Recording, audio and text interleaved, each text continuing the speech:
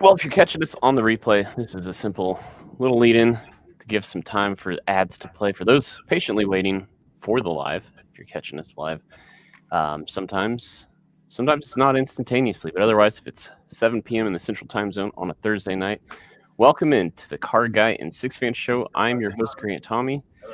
I am six fan of this operation, and this gentleman over this direction.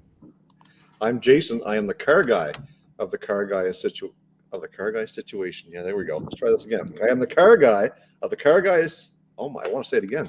Well, so that we should also, this is probably the appropriate time to just launch our spin-off, the Beer Guy and Six Pack Show. I think that's exactly. So I need to try this again. I tried twice to spit it out, and I can't even do it. And I'm half a beer in, so no excuses there. I am Jason. I am the car guy of the Car Guy and Six Fan Show, which is powered by the Get Out and Drive podcast. If you guys don't know who the Get Out and Drive podcast is, make sure you're looking them up wherever you listen to your favorite automotive related car podcast, what do you want to call it, and check out Get Out and Drive, because we have a lot of fun over there. And it's myself and John Custom Car Nerd Meyer is my co-host over there, and we just released a new episode tonight. It's called a backseat episode.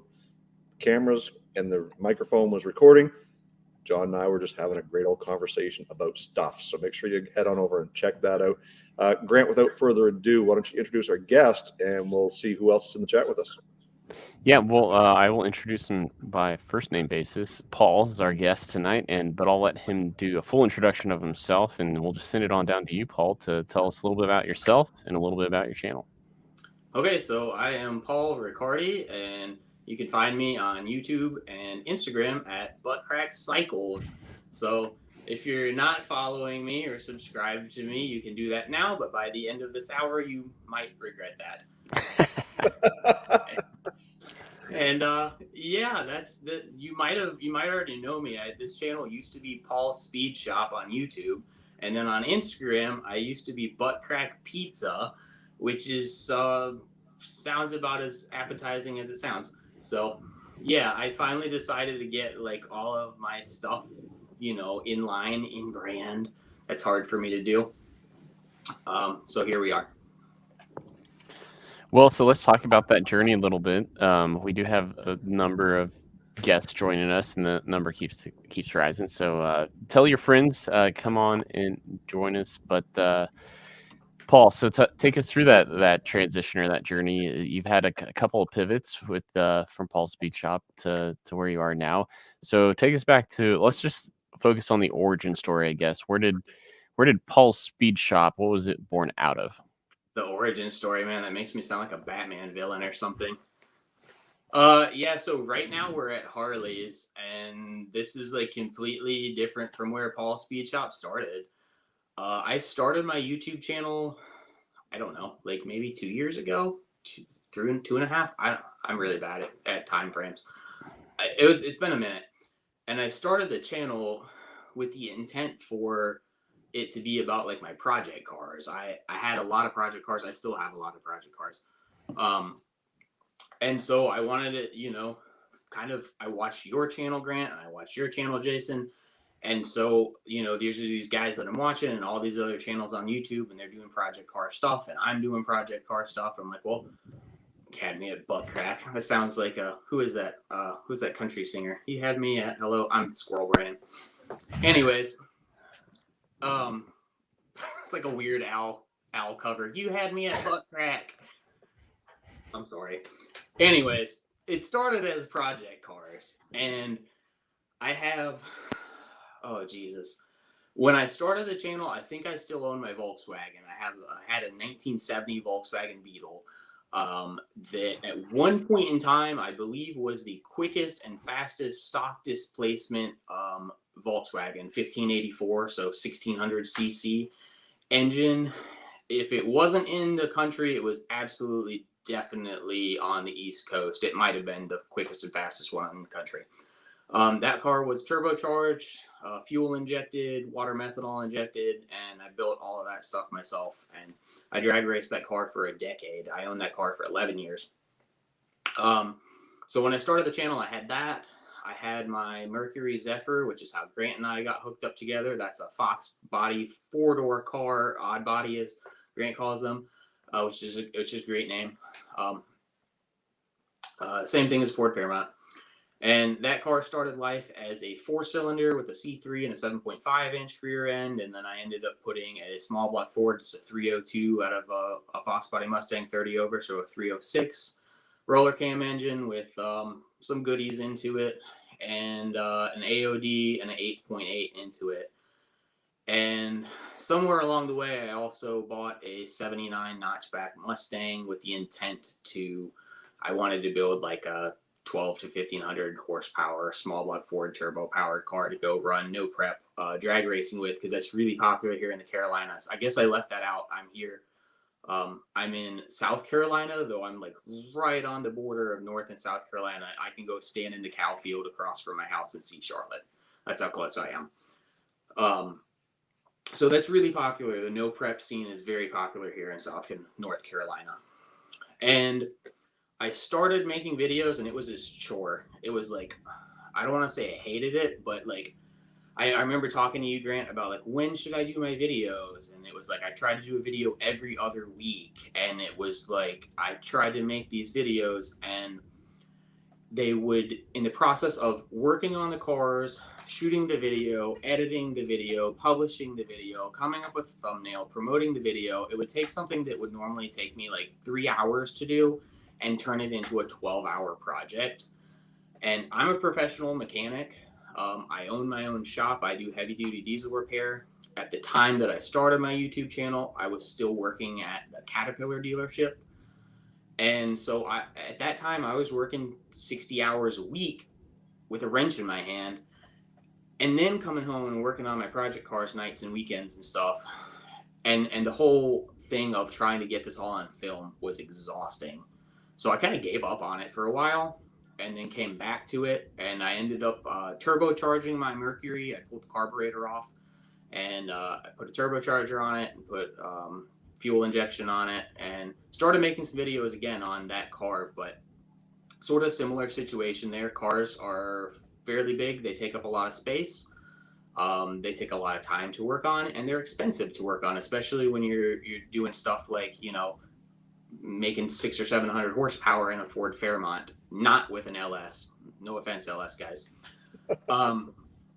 But long story short, then at some point this year in 2022, I bought a Honda Rebel, a 2018 Honda Rebel 500, and I actually didn't buy it. I traded some work for it and stuff.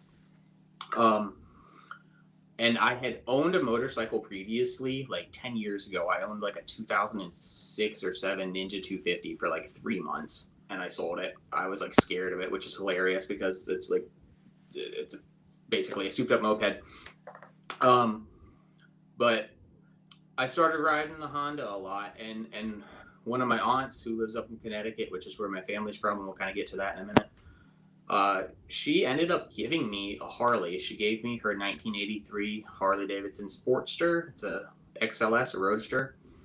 And I just started making videos about it.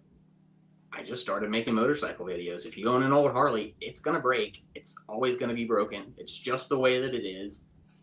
Here in America, we make mediocre products and people love them. So I just started making videos about it, and the videos have just like naturally come. Like, I'm not even trying, and I'm putting out 1 to 3 videos a week right now, and it's been great. I don't know how many subscribers I have right now, somewhere in the 420 or 430 range, something like that. And I think when I started making Harley videos, I had like 200. So I basically doubled my subscribers since August. More or less just making videos about, crappy old American bikes. Well, Paul, there's a couple of things that I made note of that you spoke about, and I want to touch on each of them. So there's three points. So the first one is the time and effort involved in having a YouTube channel. You've already got stuff to work on, so that's out of the way. The plot is done.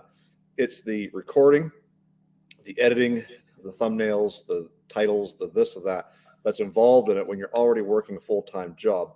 YouTube certainly is not for everybody. So if you are watching this, and you're an aspiring YouTube and you want to do it, couple things is you've got to be committed if you want to see it succeed. But the other thing is, if you're just going to do it for fun and throw it out there, that's another thing. You can have fun with it. The other thing that you mentioned was American made and mediocre products. So, you talk about the, if you own a Harley, it's going to break down. Well, if you own a GM, it's going to leak oil. If you own a Ford, you're likely pushing it. No, I'm kidding. At the end of the day, one of the things that I think a lot of people want to see is the simplicity or the dumbed down version of certain repairs. Somebody made a comment in one of my videos, it was an older video, but recently said, thank you for dumbing it down. That's the exact words that they used in doing this repair. And my reply back to him was, well, sometimes I can be pretty dumb. So it's the only way to figure your way through it. Before we go too much further and I get on to that third part, which is actually the question that I want to ask you, is I want to remind everybody that we do take super chats, but we don't take them lightly. We want to encourage super chats, but at the end of the season, which is coming up in only what, Grant, like 2 more episodes after this one? Yep.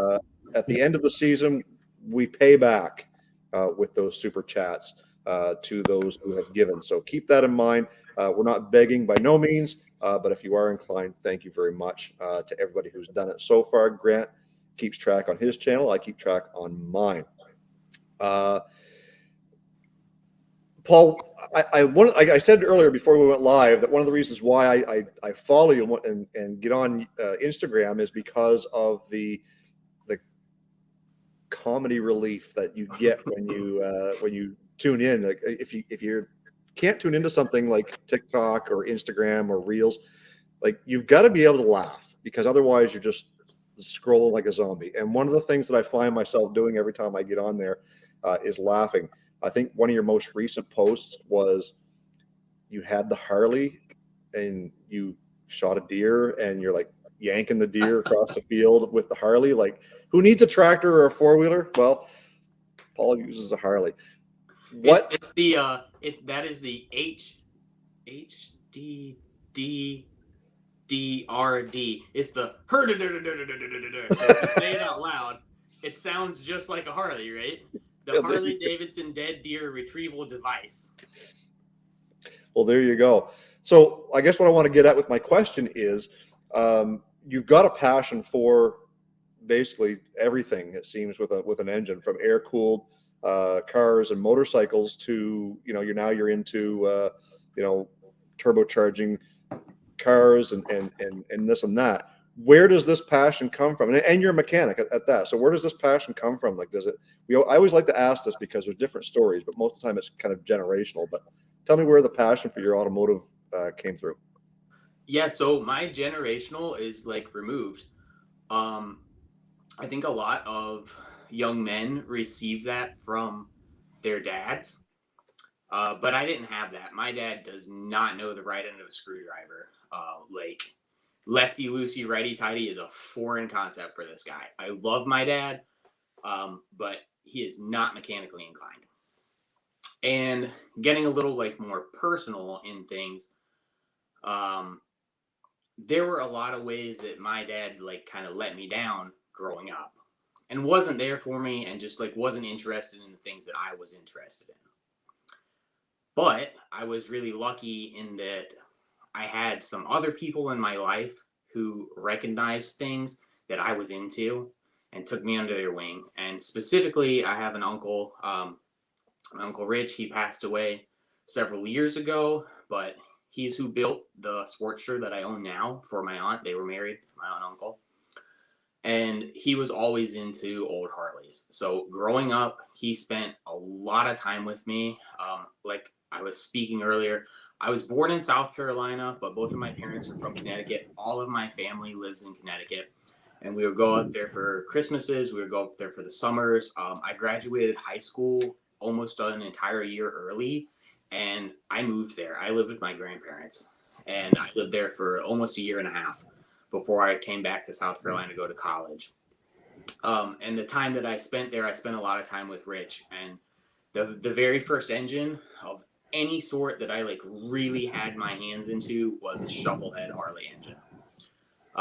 It was just hilarious. It took me so long to own a Harley, and Mary had to give it to me before I did. But I just grew up around him because he poured into me that like time and care to say, I see you. I see that you're interested in like how things are made, how things come apart, how to fix them, how to put them back together, how to make them better. But he also saw in me that, you know, I'm a creative person. I grew up loving art and photography. You know, I still really like taking pictures. And so he saw that too. He said, you can love working on stuff and be a hot rod, cool, big, strong biker guy and carry around a camera. Hey, Paul, somebody's got to take pictures at these motorcycle shows and for these motorcycle magazines. And so he was the person that really like just invested that time and effort and energy to me. He gave me my first toolbox, my first nice set of tools. And so it makes perfect sense that here I am now finally finding a little bit of success in YouTube land with old Harleys, because that's what I grew up around despite having not actually grown up on them, if that makes sense.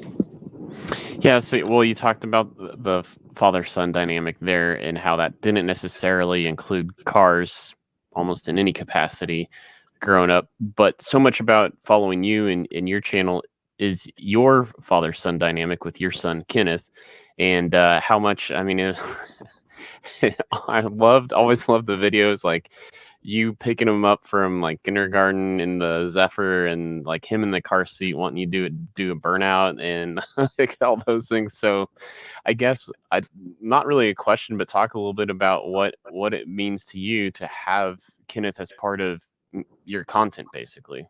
Yeah, for sure. I mean, a lot of the why I started making YouTube videos was just to have like a visual document of things that I was doing with my son. He helps me with a lot of these projects, whether it's motorcycles or cars or lawnmowers or big trucks, Peterbilts, you know, whatever. He's into it and he enjoys spending that time with me doing it. And that's really special to me. And I'm not going to push it. You know, if at some point in time he says, Dad, this isn't for me, this isn't what I want to do, that's cool. That's fine. But I just want to always make sure that I'm available to him in a capacity that I'm receptive to what he is into, whether it's a wrench in his hand, you know, putting turbos on things that shouldn't have turbos on them, but I'm here for it, or ripping wheelies down the street on some old motorcycle that we got together and it's his first bike. Cool, I'm here. But if he's also into whatever it might be, theater or music or dance, then I want to be there for him in that. And right now in his life, he wants to just do whatever Daddy's doing. And what Daddy's doing is anything with an engine. So he's into anything with an engine. And I cherish that time, and I've tried to document it with my YouTube channel. You know, I don't know when I'm gonna die. Hopefully, it's when I'm old and gray, but it might be tomorrow. So it's really important to me to have some sort of document for him at some point in his life to look back onto and say, this was really fun with my dad, and he taught me all of these things, and I loved this time with him. You know, as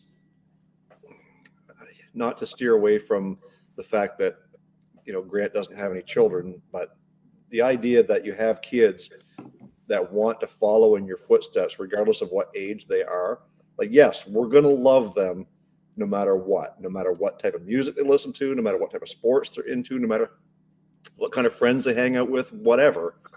But you know what? It sure helps when they like cars. You know, it makes being a dad that much easier. You know, and I grew up in that same boat. I know that when I was a kid, I was a good kid. I didn't get into trouble, stuff like that. But my thing was I would go out and I'd play with my Hot Wheels in the dirt pile underneath the trees. And there was no fear of, you know, my parents never knowing where I was. It was because They knew I was either under the trees playing with my Hot Wheels, or I was with my dad, you know, doing whatever it was he was doing. He built his, I say his first. It was my first hot rod experience when he built a 37 Chev, and that was in the winter of 89, 90. So those of you who know how old I am, that puts me at about 14 and 15 years old within that year. And like, I learned so much. So, which is one of the reasons why I continued, was because I learned that passion. I learned what I wanted to work on. And when I had my own son, he was the same way. He wanted to sit there and help me turn wrenches and make a mess. And I think he learned how to swear from me in the garage. But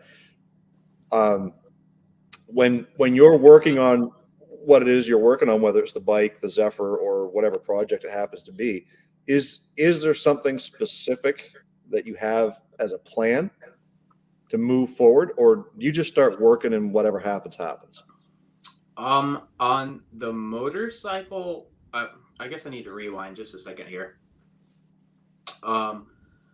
As far as I didn't really talk about this, as far as what motorcycle projects and things I have going right now, I have my Sportster, which is my personal motorcycle. It's 83 Ironhead Sportster. And then after I inherited that bike and like fixed it up and resurrected it from the dead and all, got it back on the road, I was like, wow, I really like doing this. I want to keep doing this. So trying to be smart about it, I opened a second LLC and opened that one for doing motorcycle repair with the intent to buy old Harleys, fix them up, and then flip them. And I didn't know what to call it. At the time, my Instagram was Buttcrack Pizza, which Kenneth named when he was like 3. And so I was like, oh, why don't I just call it Buttcrack Cycles, which is where my stupid name comes from. It's funny, it's dumb, but you remember it. So yeah, I'm registered with the state of South Carolina as a LLC as Buttcrack Cycles. It's an actual legit business. I get business mail through the post office. Someone has to write that into a computer, print it on an envelope, and then multiple post office workers have to deliver it to my house. And I love it. Anyway, I'm going way off into left field. But I have a 96 Sportster that I'm building a chopper out of too. On that bike, when I go to work on it, I have like a list of, I need to do this today. And I've talked about this in some of my recent videos about that bike, but I don't have a lot of time. You guys don't have a lot of time. A lot of grown adults don't have a lot of time. And I think time is your biggest value and asset. And when you're trying to complete a project, you can so easily like psych yourself out of it. You know, you get home after a long, hard day of work, you sit down on the couch, and that couch has a magnet and it just sucks your ass in. And like, if you can't break that X magnet on the couch, you will never get anything done. So don't sit on the couch. Go to the refrigerator, get a beer or a seltzer or Capri Sun, whatever, I don't care, and go work on your thing. And so when I'm working on the chopper, it's very like process oriented. I need to do this today, and I'm going to devote 15 minutes, 30 minutes, 45 minutes, an hour, whatever my allotted time frame is. It doesn't matter, just so long as there's forward progress and it's not stagnant, because when you let stuff sit is when you lose motivation. On the Ironhead, on my personal bike, I kind of just wing it. Like, that is more so, I try and ride it almost daily if I can, but it breaks all the time. So then I'm constantly generating content because the bike's constantly broken. So I'm having to constantly fix it so I can keep riding it, which is fine. I don't care. I'll fix that bike till the end of time. Well, I'll potentially ask a really dumb question here, but from an outsider's perspective, outside looking in, someone who's only worked on cars, not heavy machinery, not motorcycles, I guess I just would be curious to get your perspective on, is there really anything different between working on a motorcycle and working on a, 8.3 liter Cummins diesel that's got to be hoisted out of a truck chassis by a gantry crane? What's what makes working on each of these different sectors unique, I guess? That's a good question, Grant. On one hand, I might say nothing. An engine's an air pump. At the end of the day, ass management.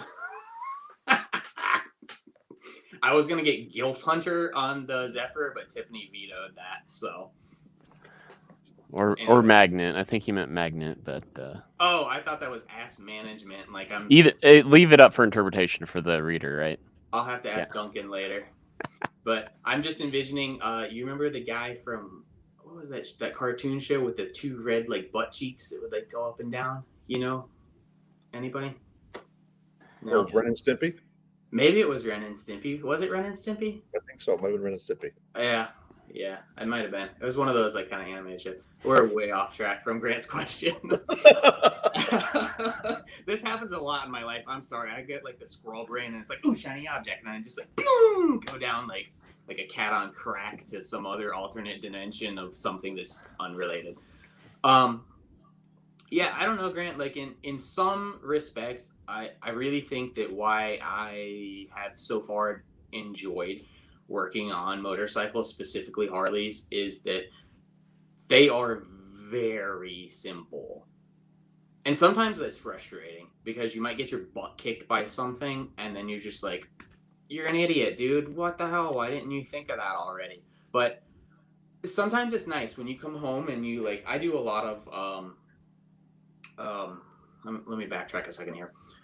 In like my professional life, I used to work on heavy duty trucks, and then I went and worked on industrial generator sets.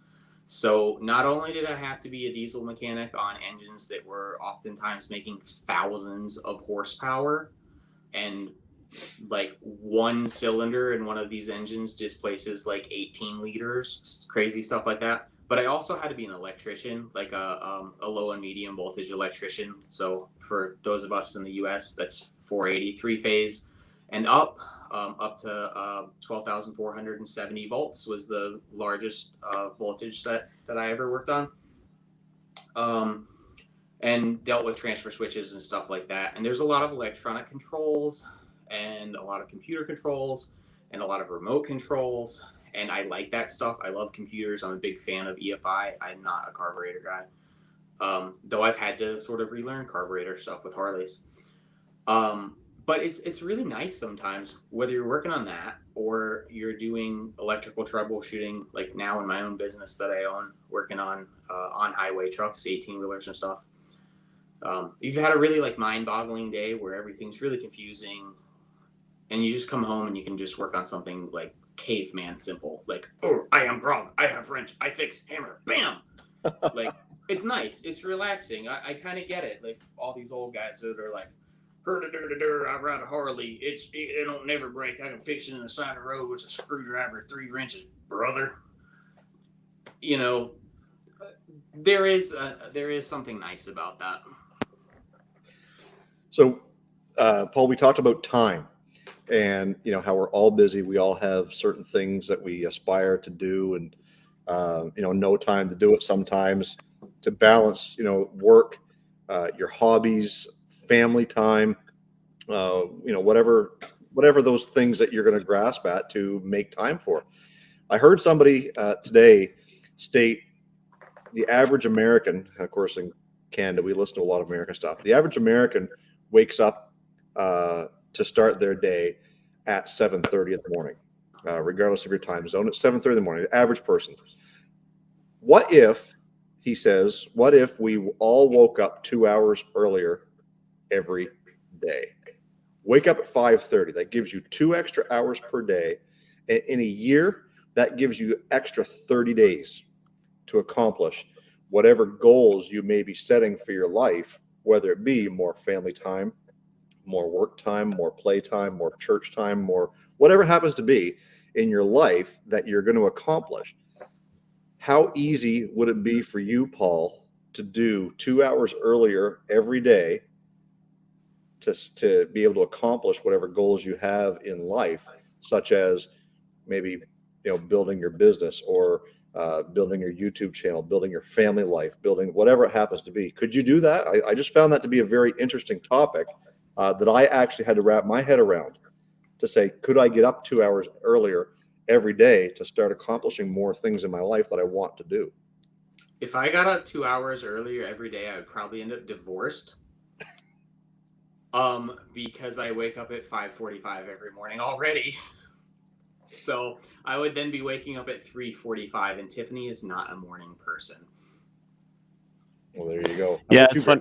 Well, we had this discussion actually this morning. So I woke up in Denver, Colorado this morning and had an early flight. So first off, 7:30 would be sleeping in for me. Not that I get up that much earlier, but it's like, I don't know, 6:45 is probably my average wake up time, depending on which office I'm going into. But we were having this conversation because this is what I hate about the time change is you could wake up 2 hours earlier all you want, but there's only certain tasks you can do. I'm not going to go out and wrench and turn the air compressor on at 5:30 in the morning and while my wife's trying to sleep.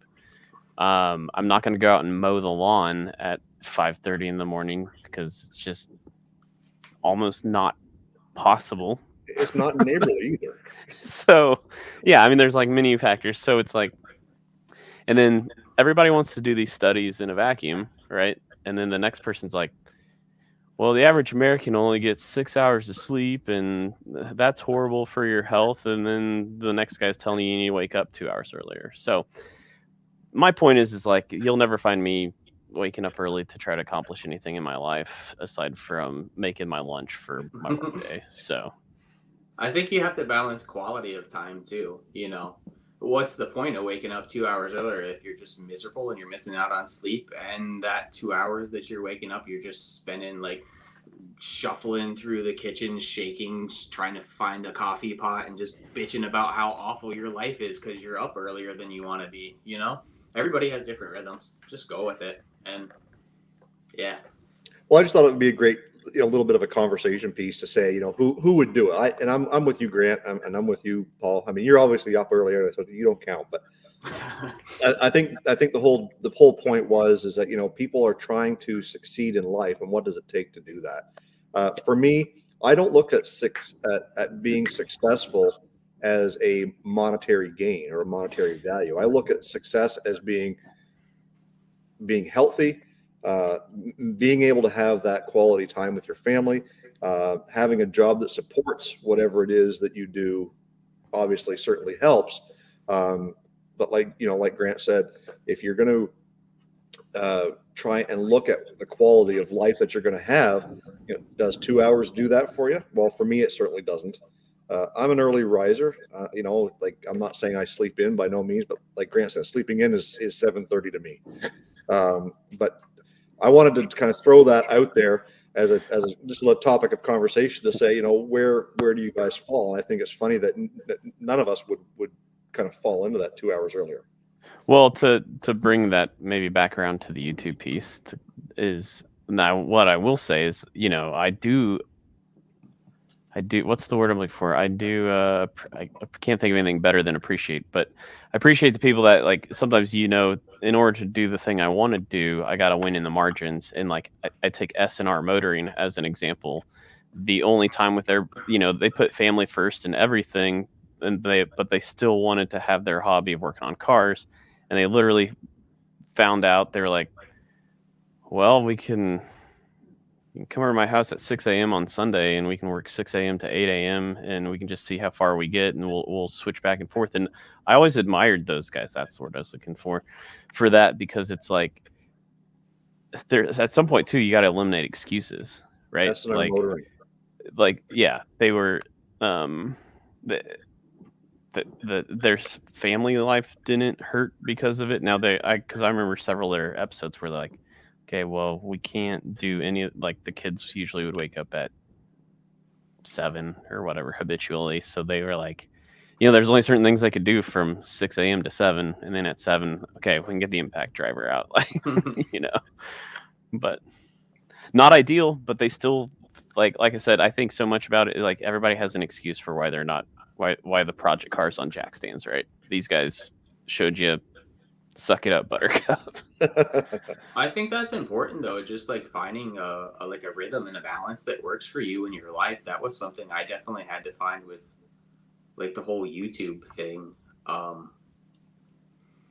Like I said, it's coming really easy for me right this second, but I think a lot of that is just because I've not made it a priority. I know that sounds counterintuitive, but if you're not into it and you're not having fun with it and it feels like a chore or another task, like another box you have to check off of your list, you're not going to do it.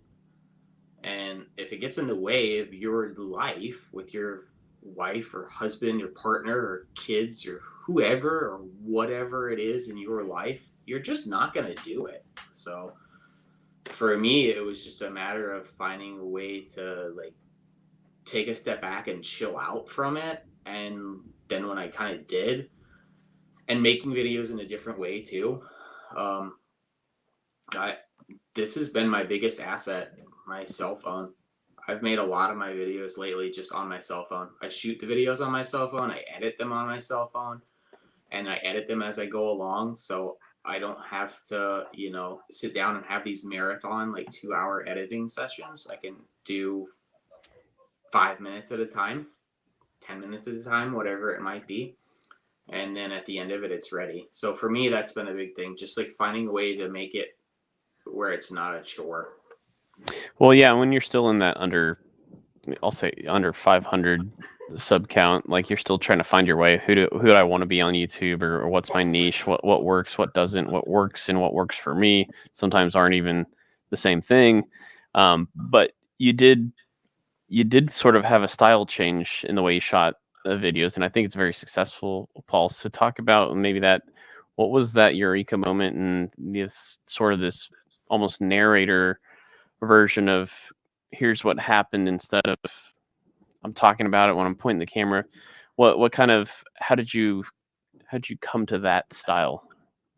If I tried to document every last thing that I was doing down to the minutia of this bolt needs to come out and it's a 13 millimeter head, and then when you put it back in, it torques to 12 foot-pounds, like I would have just gone insane. So I just learned very quickly that it was a lot easier and more stress-free for me to just do it, shoot a little bit of video about what I'm doing, get rid of the fluff. Voiceovers are great for me. They work great for me. That I do that a lot on my channel, because I'm able to just get the work done, pick my phone up or pick my camera up and shoot quickly a short video, 15 seconds, 30 seconds, and then voice over what I did. Instead of trying to document what I'm doing, if you haven't noticed this already, I kind of can ramble on sometimes about stuff. And I'm kind of a high-strung person. So like when I get amped up or excited about stuff, someone or something, whatever, I just I just go. And that doesn't come across well on YouTube because it's like, this guy's got crackhead energy. So for me, it was a lot easier when I just did what I was going to do, document me doing it, then later go back and voice over it. And hilariously in this is that into the Harley stuff, I've actually started like pointing the camera at myself and being like, what's up, guys? Smash the like button and subscribe. I don't say that. I've never said that. I never will. But like, actually talking to the camera some and doing some like live like stream of consciousness narration as I'm doing something, but I almost never film myself working on something. I might take a short video in the process before, during, and after, but I cannot film myself working on something. I can't do it. It's a nightmare for me. So I just stopped doing it. And also I will add too that I try and focus in my videos. Yeah, a lot of them are like, this is broken, this is how I fixed it and how I diagnosed it and like my thought process of getting from A to B. But I enjoy watching videos that are videos of people like doing things and experiencing things and having fun with stuff. I don't want to watch a guy turn a wrench for 14 minutes on YouTube because I watch myself turn a wrench for like 10 or 12 hours a day already. And I don't think anyone wants to watch me do that either. There's 100 videos out there about how to yeah, Scotty Kilmer's that guy's like, he's just. Anyways, there's 100 videos out there of like people who can tell you how to adjust the valves on an Ironhead Sportster, or how to whatever, how to put, doesn't matter, rocker boxes on a shovelhead. But I like watching people do stuff with their projects and experience things with their projects. So I try and film more of that. Yeah, so guys, Fox Can Fix It Garage is in the house, so we'll start the show all over again. Guys, my name is Jason. I'm the car guy. Sorry, buddy, I just had to throw that in there. I wanted to make a point, too, to say that it doesn't matter whether you're starting a YouTube channel today or you started one 10 years ago. When I first started my YouTube channel, I started off the channel in debt with going out and buying a GoPro camera. I never had one, so I bought a GoPro, thinking, oh, well, shoot, this is the way to do it, because that's all the way all the big boys do it. A year and a half ago, I upgraded my iPhone to an iPhone 12, and the camera on this thing is like amazing. It autofocus, just a lot of different things that you can do with a phone. You don't need a fancy camera for. So my point here is, sometimes all you need to do is just grab the phone out of your back pocket and start recording, if that's your choice to create a channel. Android, Apple, you've got an editor built right in. You can do whatever you want. You can download free. You can pay for something, whatever you want to do. Sometimes this is the answer to simply getting started. I found that since using that, I can get more candid shots, because it's spur of the moment. You grab your phone, it's like right there, something's happening. Great for shorts, great for TikTok, great for reels. And I want to kind of segue into the short form content topic of conversation, because there seems to be still a lot of people sitting on the fence of, no, I need to make my full long, content, and whether or not shorts is good for you. There's guys out there building their channels to 20, 30, 40, 50,000 subscribers solely on short form content, which is great for building a channel. The problem is you've got to give those guys who want to see more the opportunity as well. So I want to know from you, Paul, what have you found seems to be working a little bit more for you? The shorts, or the reels, or the long form content? I have never shot a YouTube short, and I don't think I ever will. I make reels on Instagram sometimes. I have a weird relationship with that. I've mentioned already in this chat that I'm, an amateur photographer. At one point in time, I did get paid to do that, but I really love still photos, and I kind of hate that Instagram has gone away from still photos and is really pushing the reels.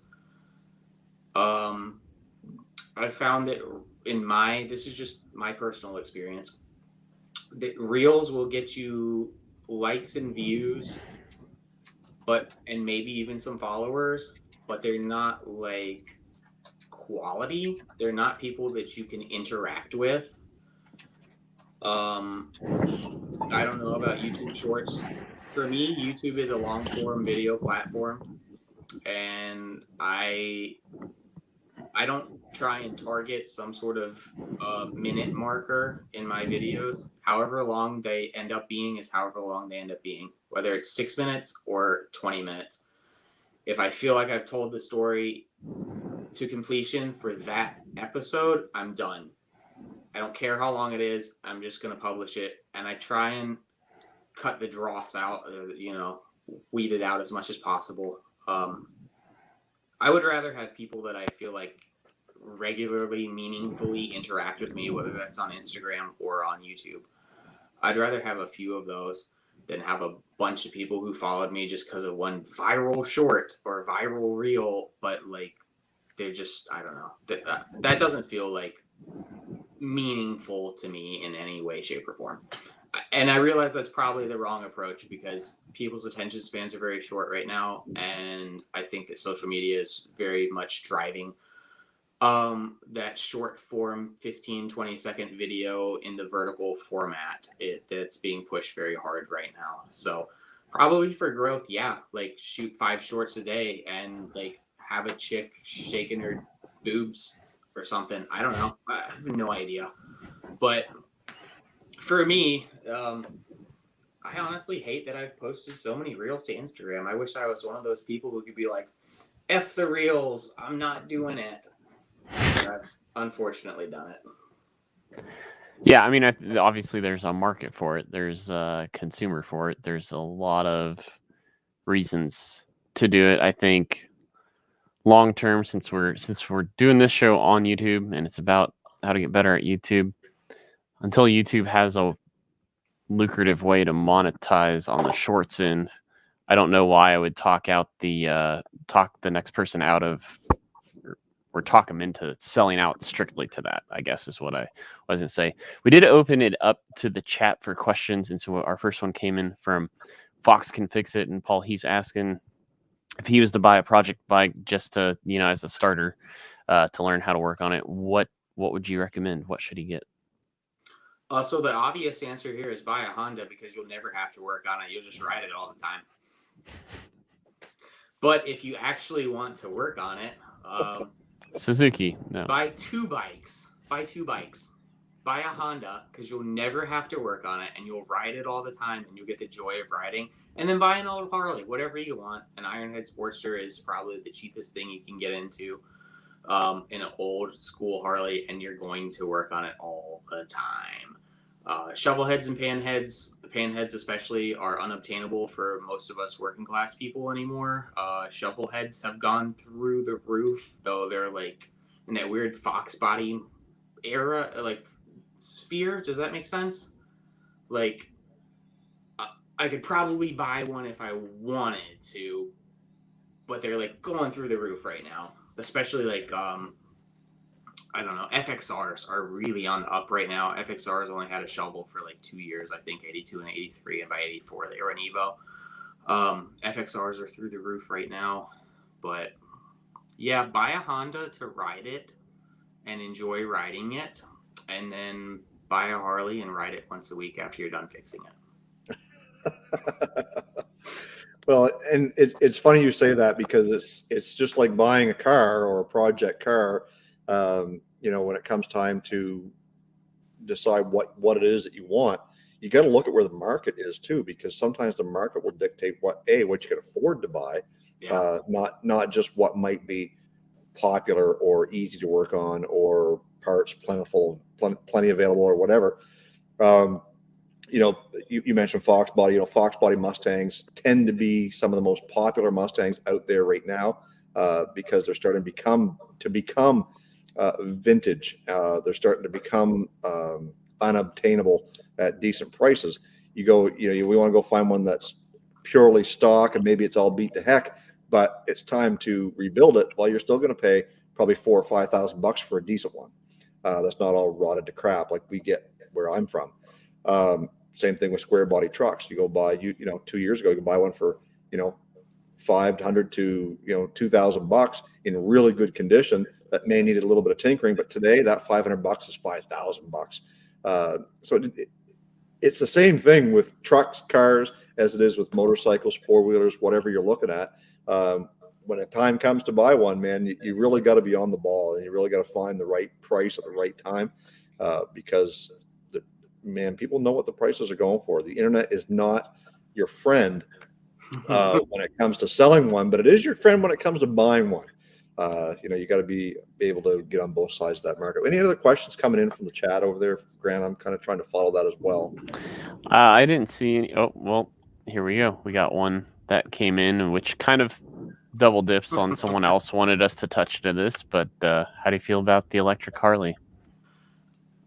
I don't want to say I don't care, but this is kind of me going down sort of a bigger picture thing here.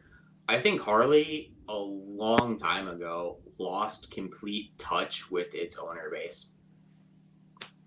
And it's not just electric stuff. I think at some point in time, Harleys were meant for the blue collar working person. They were affordable, American-made motorcycles. All the crap that I might talk about them, I love them. But all of the crap I might talk about them, back to the whole, in America, we make mediocre products and everyone loves them. Aside, they were bikes made for the working man or woman. And at some point in time, they started making motorcycles for weekend warriors. They started making bikes for people, dentists or lawyers or whatever, who are going to go buy a $35,000 road glide and go pretend to be the Hells Angels on the weekend at their local biker bar. And they're only going to ride it on the weekends, 4 months out of the year, only on the days that it's perfect. And they're going to buy this touring bike with the whole touring package and air ride and all the bullshit to go ride 12 miles on a poker run to a bar and then ride 12 miles home. So I don't really care one way or the other about the electric Harley. It doesn't matter to me. I'm sure someone's going to buy it. I don't know. It's not going to be me. I can't afford one. I can't even afford a brand new Sportster 48, and Harley killed the air-cooled Evo engine Sportsters this year. So starting next year, all you'll be able to get is the Rev Max or Revolution or whatever the hell they call it, the liquid-cooled V-twin. I think Harley really, they missed the boat there. They had the chance to keep with the times, whether it was building liquid-cooled bikes or building more bikes that actually could go around a curve and do something other than just down the road. But they also missed the boat in just building bikes that go down the road but are affordable and regular people can buy. So I don't care about the electric Harley. They could set them all on fire, or it could be the only bike that they sell in the showroom tomorrow, and I genuinely wouldn't give a F about it either way. Well, I think to some degree, there's people out there that simply buy certain things for certain reasons. And I think people who buy Harleys, they're not going to buy it necessarily because it's American made. They're not going to buy it because of a price point. They're going to buy it because of the sound. Let's be honest. You get that lumpity lump going, as it just sits there and idles. That's to me what people buy certain things for. Is there going to be a market for the electric bike? Yeah, sure there is. Just like electric cars, there's going to be a market for those as well. Will I ever buy one? Well, I'm never going to say never, because at some point in time we may be at a point in our lives where we might not have a choice. But at the end of the day, I think that the fact that Harley is jumping on that kind of bandwagon, which I truly believe EVs are somewhat of a bandwagon, and I'm going to be proven wrong. I know I will. But at the end of the day, I think it's a smart move as a business decision to kind of lean that way, to help open up your market to a few more buyers that may have not thought of you because you were a big gas hog, lumpity lump, rolling down the highway, blah, blah, blah, with your black jacket and your patch on the back, whatever. There's a motorcycle, just like a car. There's a motorcycle for everybody. There's a ass for every seat. If they build it, they will come. I truly believe that no matter what manufacturer, no matter what type of vehicle it is, you build it, there's going to be an idiot out there to buy that stupid looking car, that stupid looking bike, or that whatever at some point in time. I mean, heck, the Pontiac Aztec sold. People bought that piece of shit. Okay. That's hilarious. I was just going to say that, Jason. About the Aztec? Yeah, I was when you stopped talking, I was going to say, yeah, people bought Pontiac Aztecs. So, the proof is in the pudding, right? People will buy anything.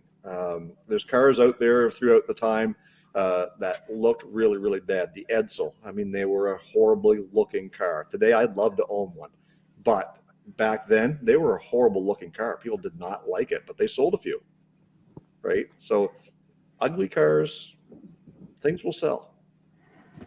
If John DeLorean designed a trash dumpster, that's the Pontiac Aztec.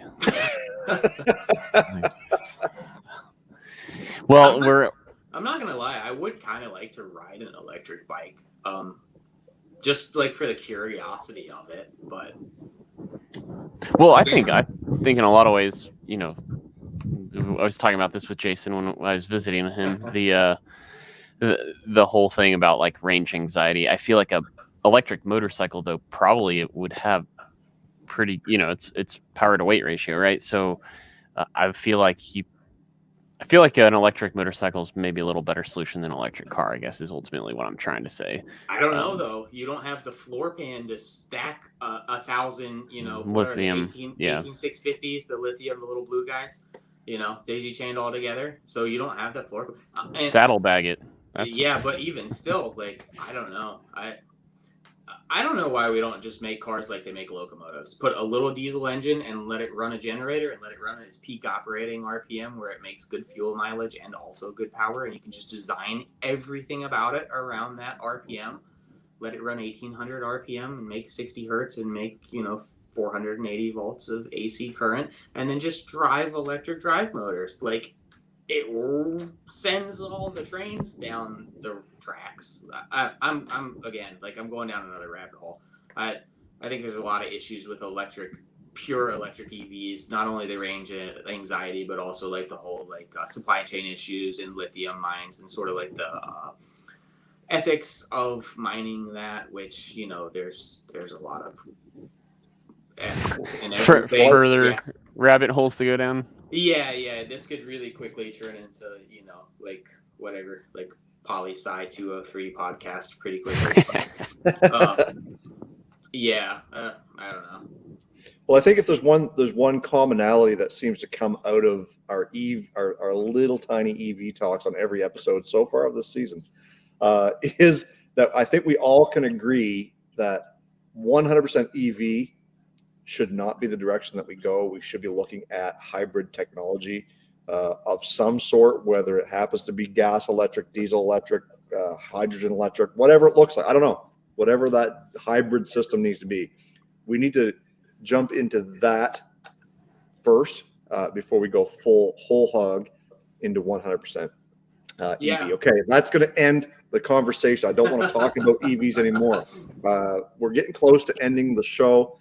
There is a couple of housekeeping issues that we do need to touch on for our last two episodes of the Car Guy and Six Fan Show. So next week on Thursday, Junior and I are going to be heading out to Las Vegas. We're going to be meeting up with John and Joanne from the Get Out and Drive podcast when we get there.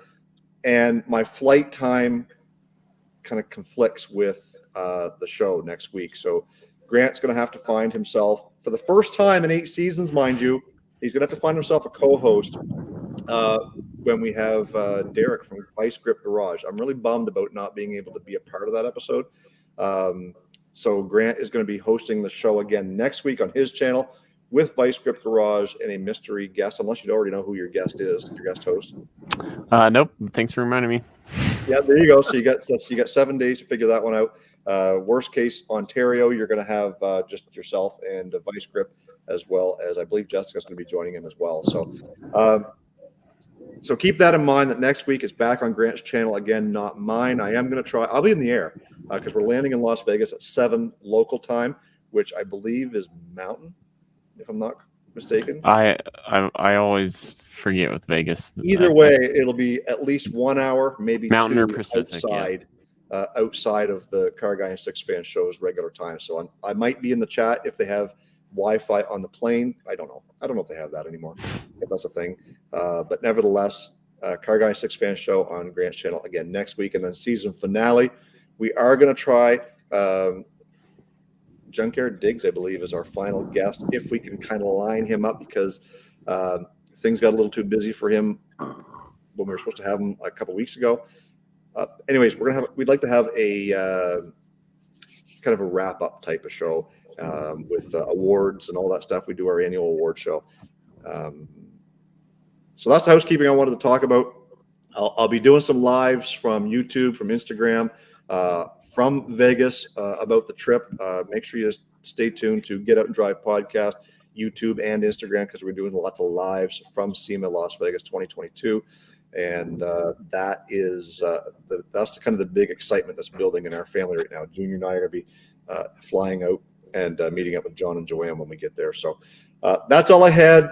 Paul, thanks a lot for kind of being our last, I don't want to say last minute, but kind of a fill-in type of thing, and being able to tell us a little bit about what you're doing over there at Buttcrack Cycles, and good luck with your future ventures. And like I said, thank you for being a part of the show. Thanks for having me. This has been fun. I'm sorry if I've gone like everywhere, but hey, you going down rabbit holes helps us, because it's a little bit less that we have to talk and entertain. Absolutely. Yep. Thanks again, Paul. I'll say it. I know Jason just did, but I'll say it too. And with that, Jason, I'll just let you close it out. All right, guys. So thanks for being a part of the Car Guy and Six Fan Show on this Thursday evening. Thanks to all of our guests, all of our moderators. We had Melissa Nunez in there spreading some love with some links to merch and Instagrams and all that stuff, as well as Joanne over there doing the same thing. So thank you to our moderators. Thank you for everybody that's watching. And if you're watching this in the after show, go ahead and make sure you hit that subscribe to Straight Six Fan, and I think he's going to be putting Buttcrack Cycles YouTube channel down in the description below. Make sure you head on over there. Until next week, we'll see you guys for the Car Guy and Six Fan Show right here on Grant's channel. Stay focused on the windshield, not the rearview mirror. We'll see you next week.